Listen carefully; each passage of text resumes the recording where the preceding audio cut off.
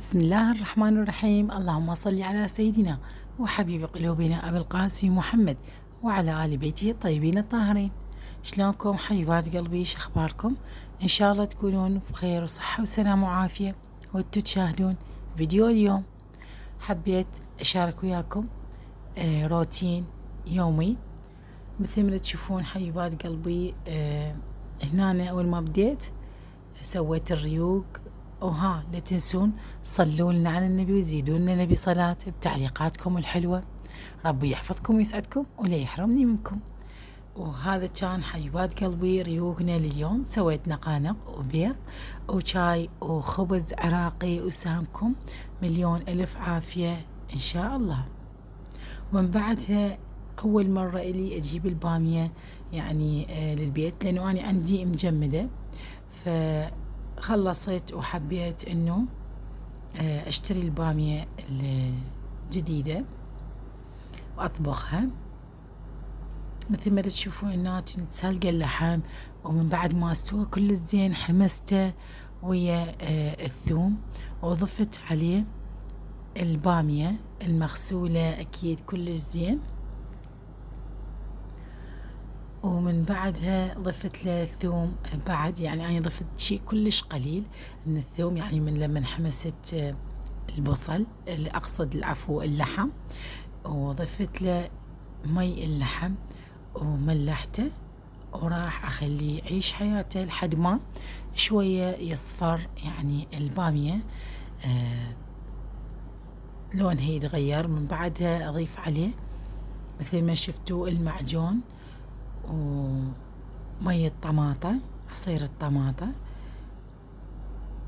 وخليه يعيش حياته حبيبات قلبي. أكيد هذا عصير طماطة أني يعني سويته مثل صلصة، أكيد تعرفون أني دائما أسويه بالقناة وأفرزه، فخليته هنا يعيش حياته حبيبات قلبي. ومنو بينا ما يحب البامية؟ البامية عشق العراقيين جميعا، كلش هواي طيبة ولذيذة.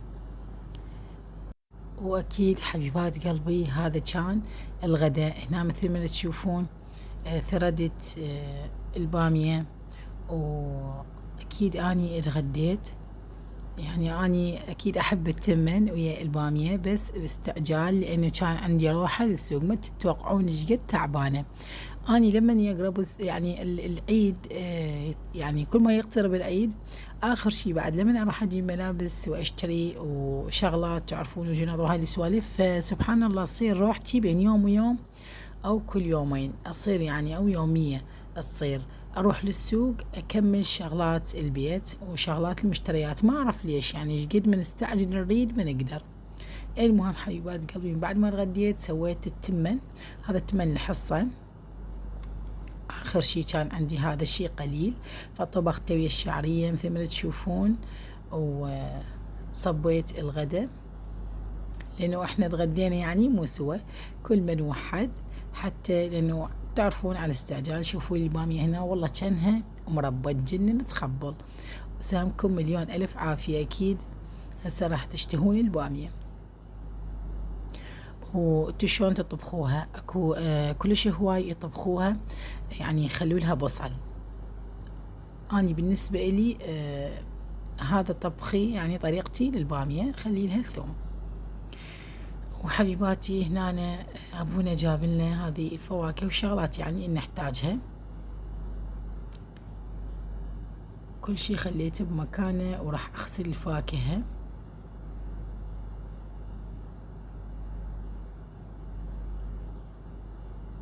طبعا هنا أنا دا أدور على اللي يصير هيك يعني لينة، ما أحبها يابسة المشمش. سلامكم العافية حبيباتي. هنا غسلتها وذوقت من عدها وخليتها بالثلاجة. هنا رحت للسوق بس ما قدرت أصور، كلش هواي ازدحام مو طبيعي، فحبيت إنه يعني بس أصور لما دا أشتري من أبو القماش. هذا القماش يصير شامو، نوع كلش ثخين وراقي يجنن مثل ما تشوفون، كلش حلو. فقصلي على قد ما اني اريد يعني للقنفات يعني اسوي مفارش للقنفات. وهنا اشتريت شالات حبيباتي مثل ما قلتوا، بس ما اخذت نوع واحد او لون واحد، اخذت لونين. اخذت هذا اللون اللي قلتوا لي عليه تقريبا نفس لون الجنطة، والاخر من اخذت لون صحراوي، انه اللبس مالتي بيه صحراوي واسود الفستان، فحبيت اخذ هذه النوعين. طبعا الصحراوي سعره 5000 دينار، واللاخ اخذته سعره 4000 دينار حسب لي اياه. وهذه الجنطة هم عجبتني اخذتها. بعد ما اعرف اني على غفلة اروح ماكو شي ما اشتري وارجع. عود هاي اني ناوية يعني اسوي حصالة واليم. يلا هو واحد كم يعني ايش كم عمر عايشين احنا؟ هو عمر واحد، لما نشتري الشيء اللي نريده والحاجة اللي تعجبنا يعني شكو عايشين لعد. الحمد لله والشكر على كل حال حبيبات قلبي. وهنا اكيد من بعدها انا عندي هنا ماكينة. طبعا هذه الماكينة قصتها قصة اختي اني خياطة، خواتي اني خياطات، ربي يحفظهم الي ويعطيهم الصحة والعافية ان شاء الله، ويحفظكم ويحفظ خواتكم جميعا حبيباتي. فاني كلش هواي اخاف من الماكينة، اقول هسه ايدي يصير جو الماكينة واتأذى. فالمهم حبيباتي اختي خلت يمي هذه الماكينة او انطتني اياها، قالت لي اخذيها الك تعلمي بيها وخيطي الشغلات اللي ترديها. واخيرا تعلمت والحمد لله والشكر. فاني من رحت يعني للسوق جبت وياي هذا الدانتيل، جبت 9 امتار ونص. كفة القماش مالت المفارش قد 8 امتار، ويعني زاد من عنده. من بعد ما خيطتهن حبيبات قلبي هنا كانت جايبة وياي من السوق حواصل وكبدة، فبساعة نظفته وغسلته كل زين، والحواصل والقلب وحد اسلقه. ومن بعدها على اخر شي يعني اخلي الكبدة، لان الكبدة كلش بساعة تستوي بسرعة.